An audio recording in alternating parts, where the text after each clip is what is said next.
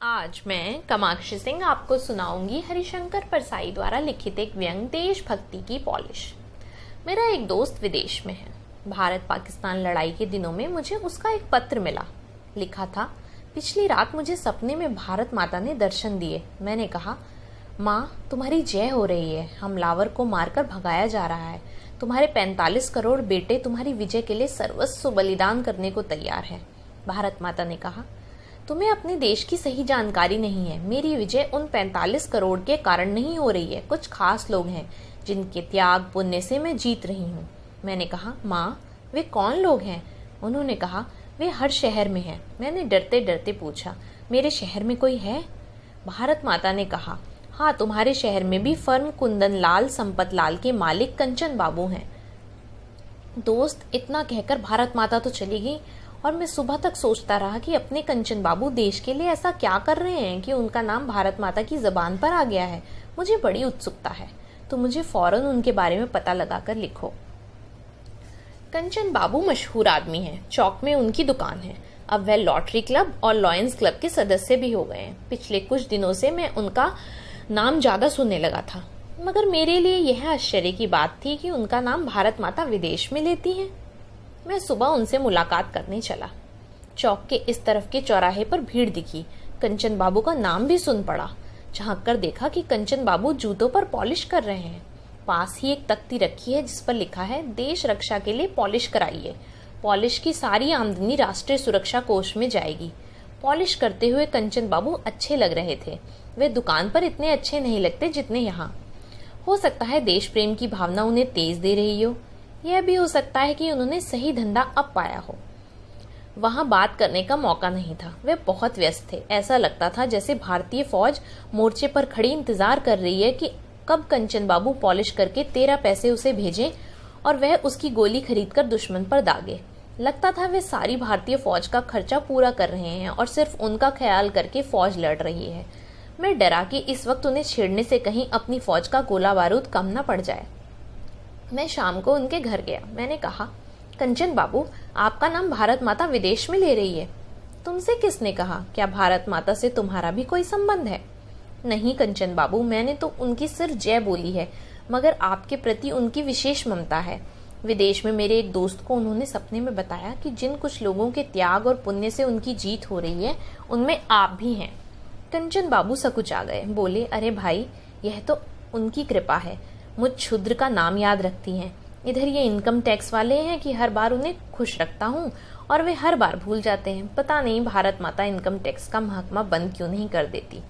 मैंने कहा, आपसे वह खुश हैं, उनसे कहिए ना। वह बोले, हाँ मुझे मिले तो मैं उनसे कहूँ कि माता तुम्हारे इतने महकमे चलते हैं, इस एक को बंद ही करा दीजिए ना। नए इनकम टैक्स अफसर को तो उनसे कहकर बर्खास्त करा दूंगा। मैंने कहा, कंचन बाबू आपने देश सेवा का यह तरीका क्यों अपनाया, यही पॉलिश वाला? वह बोले, देश की पुकार मेरी आत्मा में गूंज उठी और मैंने प्रण किया कि मातृभूमि के लिए मैं पॉलिश करूंगा। मैं हफ्ते में 2 दिन 2 घंटे पॉलिश करता हूँ और सारी आमदनी सुरक्षा कोष में दे देता हूँ। मैं यह सिलसिला जारी रखूंगा। एक बार जो चीज उठा ली उसे मैं जल्दी नहीं छोड़ता। एक बार वनस्पति घी की एजेंसी ले ली तो अभी तक चल रही है।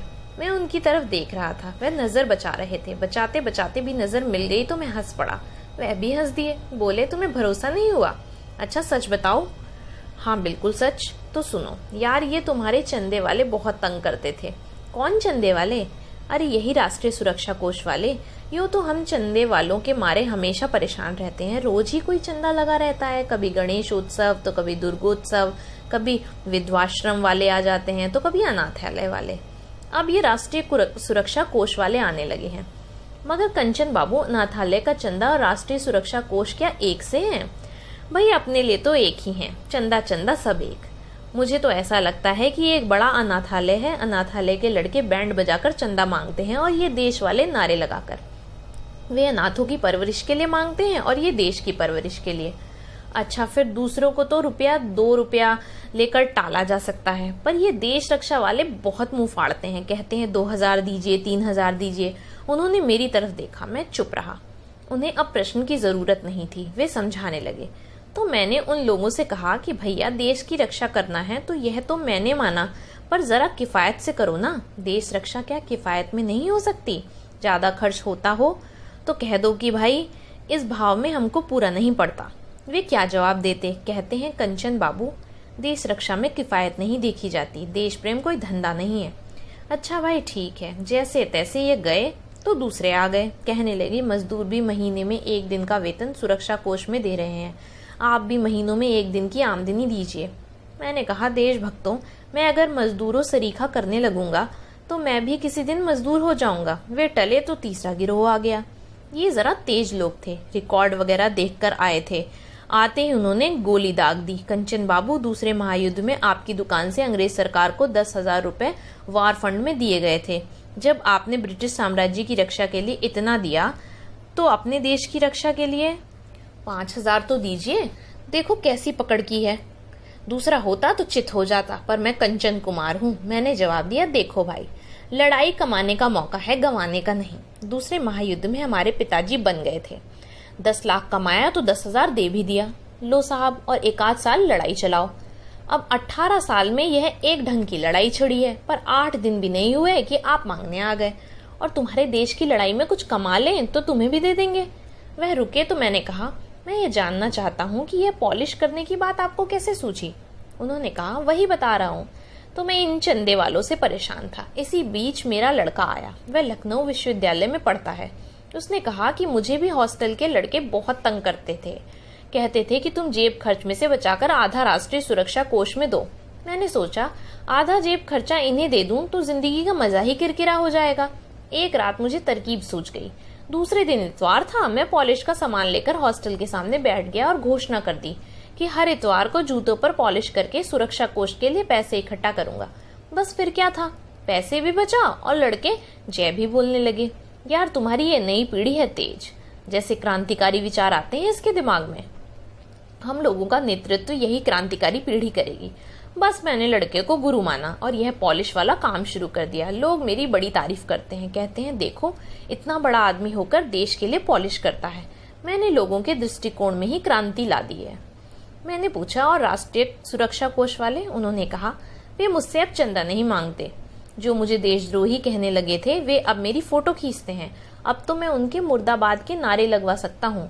मैंने ये सारा हाल लिखकर अपने प्रवासी मित्र को भेज दिया।